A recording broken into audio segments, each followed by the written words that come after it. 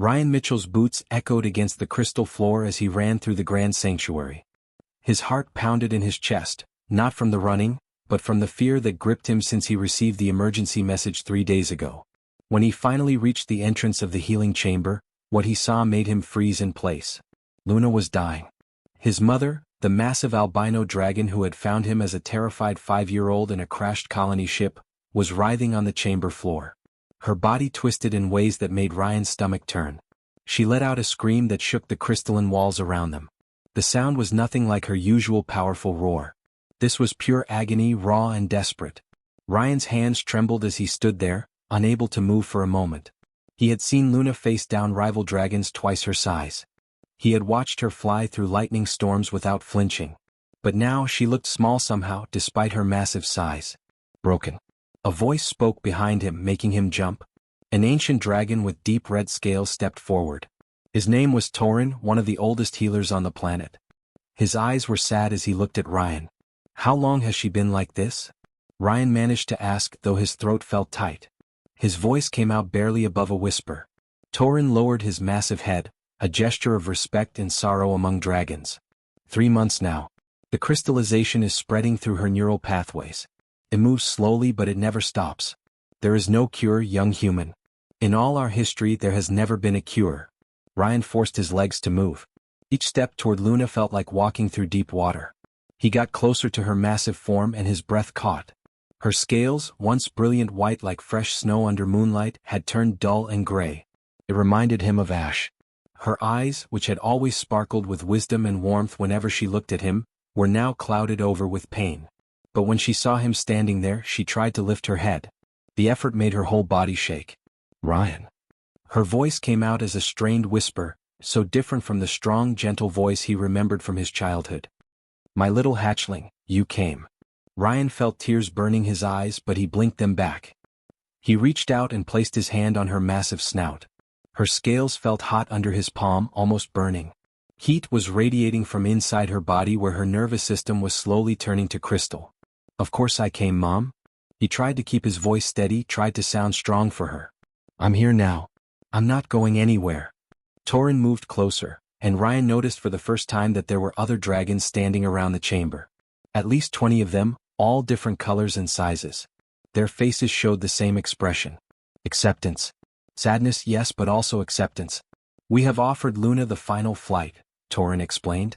His voice was gentle, like he was talking to a child. "It is an honorable death. She would fly one last time high into the sky while she still has the strength. It is how dragons choose to leave this world when the crystallization comes." Ryan looked at the gathered dragons, then back at his mother. "But she hasn't taken it." "No," Torin said quietly. "She refused. She was waiting for you."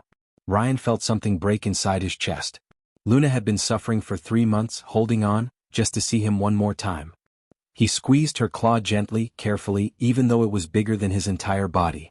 "What treatment options are there?" Ryan asked, turning to face Torin. "What can we do to help her?" An older female dragon standing near the back huffed smoke from her nostrils. Her scales were deep blue, almost purple. When she spoke, her voice carried authority. "Treatment?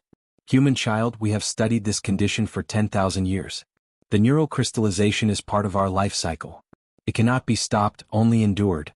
It is the way of things." Ryan felt anger flash through him, hot and sudden. "Everything can be stopped. We just haven't figured out how yet." Torin's eyes narrowed, but not in anger. More like confusion. "Your species has been traveling the stars for barely 30 years. You've only just learned to leave your home planet. What could you possibly know that we don't? We are ancient. We have documented every case, every symptom, every progression of this disease. That's exactly why I might see something you don't," Ryan said, and his voice was stronger now. He turned back to Luna, who had closed her eyes against another wave of pain. Her breathing was labored, harsh. "You've been looking at this as destiny. As something that just happens. Humans look at it as a problem to solve." Luna's eye cracked open slightly. Through the pain he saw a flicker of something. Pride maybe. Or hope. She managed a weak rumble deep in her chest that might have been a laugh. "Always questioning everything. Just like when you were small." Ryan remembered being 7 years old, asking Luna why the sky was purple instead of blue like Earth's sky. Asking why dragons had 3 hearts instead of 1. asking why until she would laugh and tell him to let her rest. But she never told him to stop asking questions. Torin let out a long breath, smoke curling from his nostrils. If you wish to examine our medical archives, you may do so. But do not give her false hope, human. That would be the cruelest thing of all. Ryan met the old healer's gaze directly. His jaw was set, determined. Hope is never false until you've tried everything. And I haven't even started. He turned back to Luna and squeezed her massive claw gently, feeling the heat radiating through her scales. Hold on, Mom. I'm not letting you go without a fight. Do you hear me? I'm not giving up on you. As he walked toward the entrance of the medical archives, trying to project confidence he didn't quite feel, he heard Luna's voice behind him. It was stronger than before, stronger than it had been in minutes. That's my boy, my impossible, stubborn boy. The other dragons exchanged glances with each other. Their expressions showed confusion, curiosity, and something else. Something they hadn't felt in a very long time when it came to the crystallization. They had never seen anyone fight against the inevitable like this. They had never seen someone refuse to accept what simply was. But then again, they had never really understood humans. Ryan hadn't slept in 3 days. His eyes felt like someone had poured sand into them. Every time he blinked, it hurt. But he couldn't stop. Wouldn't stop. The medical archives of the dragon homeworld stretched out before him in every direction, massive and overwhelming. Holographic displays floated in the air around him, each one showing data from 10,000 years of biological research. Every study the dragons had ever done. Every scan. Every failed attempt to cure the crystallization. It was all here. His hands moved frantically across the holographic interface, pulling up file after file. On one screen he had dragon neurobiology. On another, human medical databases that he was accessing from the ship in orbit. Coffee cups were scattered everywhere around him. He counted them once. 17. Or was it 18? He couldn't remember anymore. The archive room was quiet except for the soft hum of the holographic displays and the occasional sound of Ryan muttering to himself as he worked. He had pulled his jacket off hours ago. His shirt was wrinkled and stained with coffee. His hair stuck up in every direction. He knew he looked terrible, but he didn't care. You should rest, came a voice behind him, deep and rumbling. Ryan spun around, nearly knocking over another coffee cup. Torin stood there in the doorway, his massive red-scaled form barely fitting through the entrance. The old dragon healer had been coming and going for hours now, watching Ryan work with an expression that was hard to read. Can't rest, Ryan said, turning back to his displays. His voice was hoarse from lack of sleep and too much coffee. She's getting worse. I checked on her 2 hours ago. The crystallization is spreading faster now. He pulled up another display with shaking hands. Look at this. You dragons have documented the crystallization process perfectly. I mean, this is incredible work. You know exactly how it spreads through the body. You know how it calcifies the neural pathways. You understand the chemical process that causes the pain. The detail here is amazing. Torin moved closer, his claws clicking softly on the crystal floor. Yes, he said slowly, almost carefully. We have known this for millennia. Our ancestors studied this condition extensively. But you never tried to stop it, Ryan said, and he wasn't trying to be rude, but exhaustion made him blunt. He zoomed in on a molecular diagram, the image expanding until it filled the air between them. You studied it like astronomers study stars. Observing from a distance. Documenting. Accepting what you saw. You never treated it like doctors treat a disease. Like something that could be fought. Torin's scales rippled, and Ryan knew that among dragons, this meant he was feeling something strong. Fence maybe. Or confusion. Our ancestors decided long ago that the crystallization was part of the natural cycle. They believed. Your ancestors were wrong, Ryan interrupted, then immediately felt bad about it. He looked at Torin. I'm sorry. I don't mean disrespect. But they were wrong about this. They had to be because look. He pulled up a human medical file, the text appearing in glowing letters. This is called a prion disease. In humans, proteins in the brain fold incorrectly. Then these misfolded proteins make other proteins fold wrong too. It spreads through neural tissue, causing degeneration. The brain basically destroys itself. Torin leaned closer, his massive head tilting as he studied the display. Despite himself, he was interested. And humans can cure this? No, Ryan admitted. We can't cure it completely. But we've learned how to slow it down. Sometimes we can stop it from spreading. We use something called targeted molecular therapy.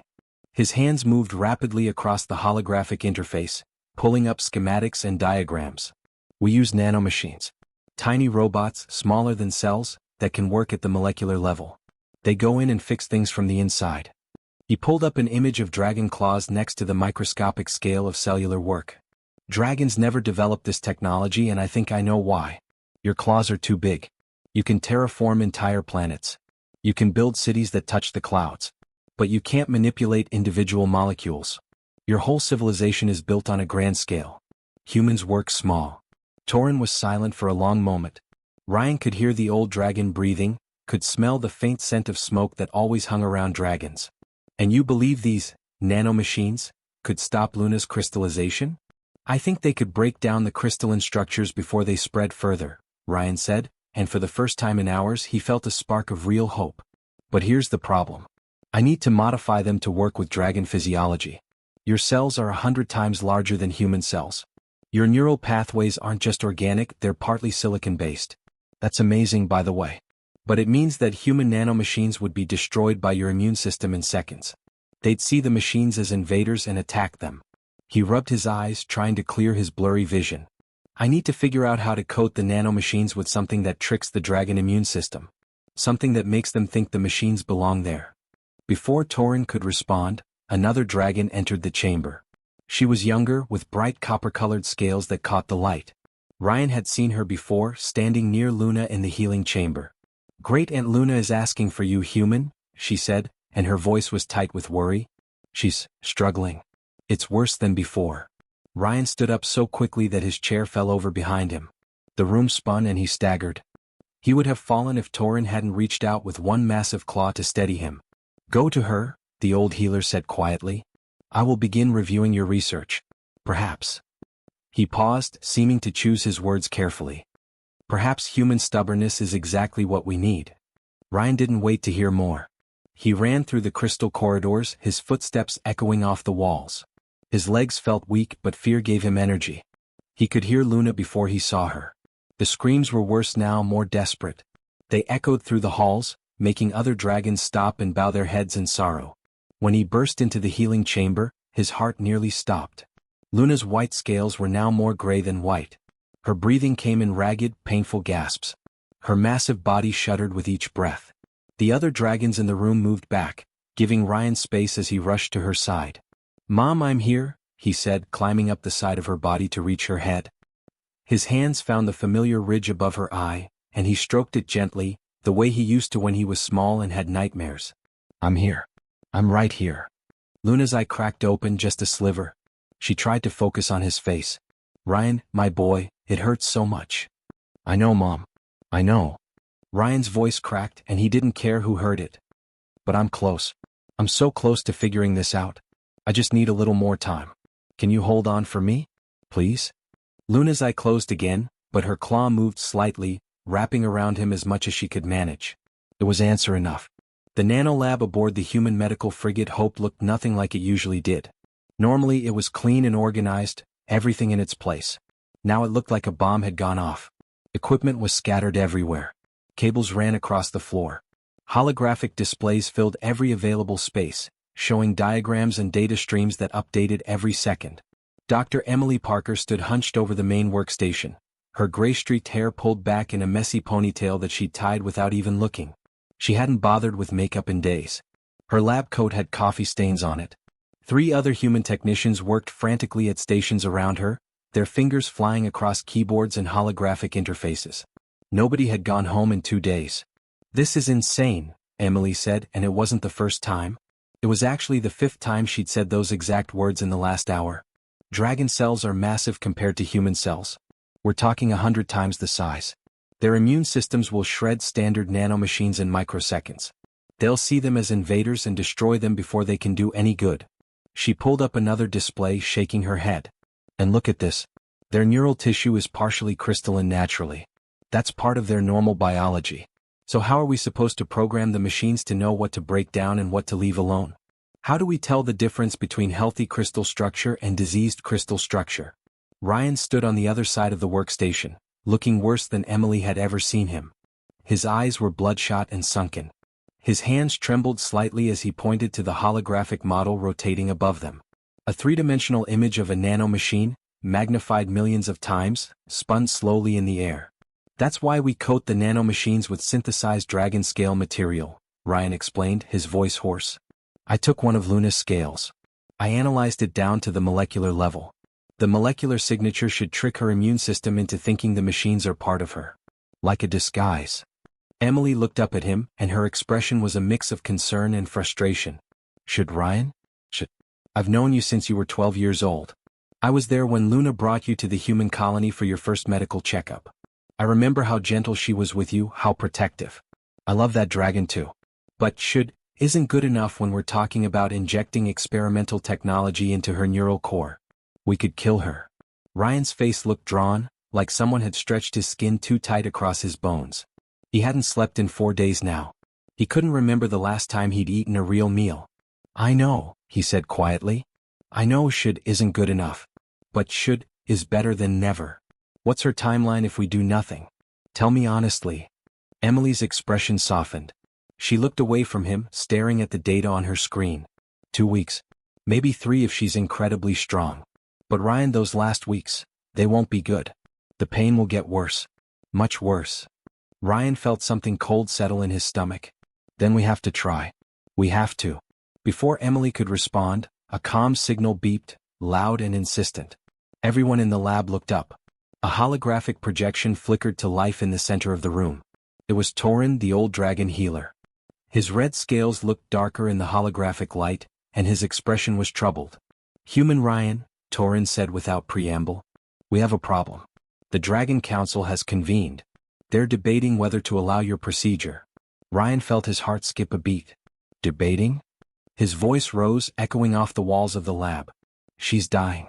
What is there to debate? Torin shifted uncomfortably, his massive form barely contained in the holographic projection. They believe. Some of them believe it would be more merciful to let her take the final flight rather than suffer through an experimental treatment that will likely fail. Elder Brass is leading the opposition. He's calling it human arrogance. He says we're being seduced by your species' inability to accept natural death. Ryan slammed his hand down on the console so hard that everyone in the lab jumped. Pain shot through his palm, but he didn't care. Natural? There's nothing natural about watching someone you love suffer for months. Humans didn't cure polio by accepting it was natural. We didn't solve 1,000 diseases by just being okay with people dying. His voice was getting louder, angrier. Your people have been watching dragons die from this for 10,000 years because you decided it was natural. Well, you know what? Death is natural too, but we fight it anyway. That's what living things do. They fight to survive. Emily put a hand on his shoulder, squeezing gently. Ryan, breathe. Getting angry won't help. He took a shaky breath, then another. His hands were trembling more now. Sorry? I can't lose her, Emily. I can't. I know, Emily said softly. Then she turned to Torin's hologram. Tell the council that we're moving forward with the procedure. We'll have the nanomachines ready in 4 hours. Torin looked uncertain. The council has not given permission. Then they can stop us if they want, Ryan interrupted. But I'm not waiting for them to decide my mother's fate. She's conscious. She can make her own choice. And I know what she'll choose. One of the other technicians, a young man with bright red hair named Jackson, spoke up from his station. Ryan, the scale coding is synthesizing now. If the molecular bond holds, we could have injectable nanomachines ready in 6 hours. Maybe less. Make it 4, Emily said, her voice taking on the tone of command. I don't care what you have to do. We're running out of time. Jackson nodded and turned back to his work, his fingers flying across the interface even faster than before. Ryan looked at Torin's hologram. Tell Elder Brass that I'm coming down to speak to the council. They want to talk about human arrogance? Fine. I'll show them what human determination looks like. Torin was quiet for a moment. Then he nodded slowly. I will tell them. But Ryan, be prepared. Elder Brass is ancient and powerful. He does not change his mind easily. Neither do I, Ryan said. The hologram flickered off, leaving the lab in relative quiet except for the sound of equipment humming and fingers tapping on keyboards. Emily looked at Ryan with a mixture of pride and worry. You should eat something before you go down there, she said. And maybe change your shirt. You look like you've been living in a cave. Ryan looked down at himself. His shirt was wrinkled and had stains from various liquids he couldn't identify. Yeah, probably. And Ryan? Emily waited until he looked at her. When you're down there, remember that they're scared. They've lost countless dragons to this disease. They're not trying to be cruel. They're trying to protect themselves from hope. Because hope hurts when it fails. Ryan nodded slowly. Then I'll just have to make sure it doesn't fail. Luna's scream tore through the grand sanctuary like a physical force. The crystalline walls vibrated with the sound, making a high-pitched ringing that hurt Ryan's ears. Her massive body convulsed violently, every muscle tensing at once. Her wings thrashed out, nearly hitting the dragons who stood watching. One wing smashed into a crystal pillar, cracking it. Ryan held onto her claw with both hands, his fingers digging into the space between her scales. The movement was so violent that his feet left the ground. He felt like he was trying to hold onto a building during an earthquake. But he didn't let go. He wouldn't let go. What's happening? Elder Brass roared from across the chamber. The massive bronze dragon took a step forward, his eyes blazing with anger and fear. You said this would help her. This is torture. Emily stood at her mobile workstation, her eyes locked on the holographic display floating in front of her. Lines of data scrolled past faster than most people could read, but her eyes tracked everything. Luna's vital signs were displayed in glowing charts that pulsed with each heartbeat. All 3 hearts. Her immune system is fighting the nano-machines, Emily called out, her voice strained but steady. She'd done emergency medicine for 15 years. She'd learned to stay calm when everyone else was panicking. It's normal. We expected this. The machines are coated with the scale material, but her body still recognizes them as foreign. It's like getting a transplant. There's always rejection response at first. Another convulsion rocked Luna's body. This one was even worse. Her tail whipped around, smashing into the floor hard enough to crack the crystal. Ryan was thrown to the side but managed to keep his grip on her claw. His shoulder hit her scales hard and he felt something pull painfully. But he climbed back up, positioning himself near her head again. On Emily's display, Luna's 3 hearts were racing. They showed up as bright pulses of red, yellow, and blue. Dragon hearts worked in a cycle, each one taking the lead for a few beats before the next one took over. But now all 3 were beating rapidly at once, out of sync. That wasn't good. Torin moved closer, his massive form casting a shadow over Ryan. The old healer's instincts were taking over, even though he didn't understand the human technology being used. He could read dragon physiology better than anyone alive. His eyes scanned Luna's body looking for signs. Her neural temperature is spiking, Torin announced, his voice tight with worry. The heat signature is getting brighter. If it goes much higher, she'll suffer permanent damage. The neural pathways will burn out. Ryan felt his stomach drop. Permanent damage meant Luna might survive but lose her memories. Lose who she was. That was almost worse than death. But Jackson, Emily's young technician with the red hair, was looking at a different display. His eyes were wide but with excitement, not fear. The machines are working. He pointed at the holographic image showing a cross-section of Luna's neural system. Look, Sector 7. The crystallization is breaking down. They're doing exactly what they're supposed to do. Ryan's heart leaped. It was working. The nanomachines were actually working. But then Luna screamed again. This scream was different. It was weaker, more desperate. And when Ryan looked at her face, he saw blood. Thin trails of dark red blood trickled from her nostrils, running down her white scales and dripping onto the crystal floor. Her eyes had rolled back in her head. Only the whites showed now. Her breathing came in harsh, irregular gasps. She wasn't conscious anymore. The pain had taken her past consciousness into some dark place where Ryan couldn't reach her. Stop this. Elder Brass commanded. His voice boomed through the chamber like thunder. Stop it now. You're killing her. If we stop now, she dies anyway. Ryan shouted back, and he didn't care that he was yelling at one of the most powerful dragons alive. He didn't care about respect or protocol. He kept his eyes locked on his mother's face. The nanomachines are halfway through the sequence. They've already broken apart crystalline structures. If we stop now, those fragments will float through her neural system, causing even more damage. They'll cut through healthy tissue like broken glass. Torin was silent for a moment, his ancient eyes moving between Luna's suffering form and the medical displays. Finally, he spoke, and his voice carried the weight of his thousands of years of experience. He's right. We're committed now. There's no turning back. She must endure or she must die. Those are the only options left. The chamber fell into a tense silence broken only by Luna's labored breathing and the soft beeping of medical equipment. Ryan climbed higher on Luna's body until he could press his face against her scales near her head. His voice dropped to a whisper meant only for her. Even if she couldn't hear him, he needed to say it. Come on, Mom. You've survived worse than this. Remember when I was 8 and I fell off that cliff on the South Ridge? You dove 200 feet to catch me. You broke 3 ribs doing it. The healers said you shouldn't have been able to fly for months. But you flew anyway because I needed you. His voice cracked. Tears ran down his face, soaking into her scales. You broke your own bones to save me. So don't you let go now. Don't you dare. I'm right here. I'm not leaving. We're going to get through this together. Emily was working frantically at her console, her fingers flying across the holographic interface. I'm modifying the nanomachine program in real time, she called out. Slowing down their work rate in the most sensitive areas. They'll take a gentler approach.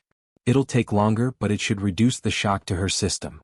Ryan looked up, his face streaked with tears. How much longer? Emily's expression was grim. 6 hours just became 8. 8 hours. Ryan felt the weight of those words. 8 more hours of watching Luna suffer. 8 more hours of not knowing if this would work or if he was just prolonging her death. Ember, the young copper-scaled dragon, had moved closer. Tears streamed down her scales, leaving wet tracks that caught the light. Her voice was barely a whisper. Great Aunt, please hold on. Please. You're the strongest dragon I know. You can survive this. You have to. Ryan looked around the chamber at all the dragons watching. Some looked angry. Some looked scared. But all of them were watching with the same desperate hope. They'd spent 10,000 years accepting that dragons died from crystallization. And now, for the first time, they were seeing someone fight back. Hour 1 down, Emily announced quietly. 7 to go. Ryan settled in against Luna's scales, his hand on her head, and prepared for the longest night of his life. 3 days had passed since the treatment ended. 3 days of Ryan barely leaving Luna's side, watching her sleep, waiting for her to wake up fully. 3 days of hardly daring to hope that it had actually worked. Now Ryan stood on the observation platform of the Grand Sanctuary, his hands gripping the crystal railing, and watched his mother fly. Luna's wings caught the morning sun, and the light made her white scales shine like diamonds. Against the purple sky of the dragon homeworld, she looked like something out of a dream. She spiraled upward, higher and higher, her movements smooth and powerful. There was no hesitation in her flight, no pain holding her back. She let out a roar that echoed across the entire valley, and it was a sound of pure joy. Ryan felt tears running down his face, but this time they were good tears.